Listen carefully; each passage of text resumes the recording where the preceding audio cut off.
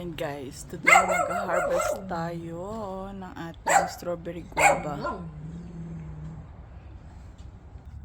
Meron tayo pa dito, kahit mababa, pero mga hinog na siya guys.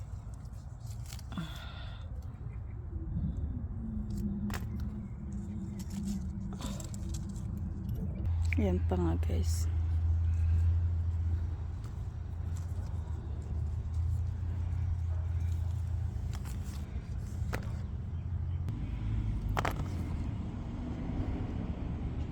Yun guys, laki.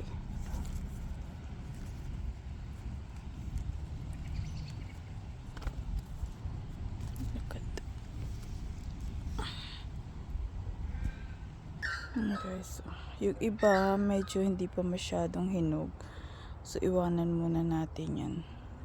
Yun lang mga dark maroon yung kukunin natin kasi ayun na talaga, like this one. See the difference of the color? Yung isa hindi pa pwede, pero ito pwede na to. Pero ganitong kulay guys yung pinakamasarap. Yan, yung pag ganyan na siya, see? Pero ito pwede na yung una kong kinuha. Yan. Ay pa nagtatago dyan guys.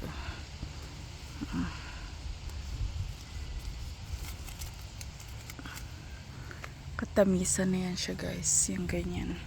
Ayan, may dalawa pa dyan nagtatago. Ayun pa. Ay, nahulog na yung isa. Guys, look at that. Hindi pa. Dami na natin nakuha. Marami pang hindi masyadong hinog guys, as you can see, diba?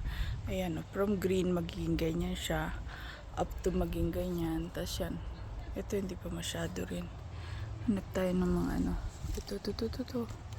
Look at that. Ayan, dark na. Compare nyo dyan. Layo ng diferensya.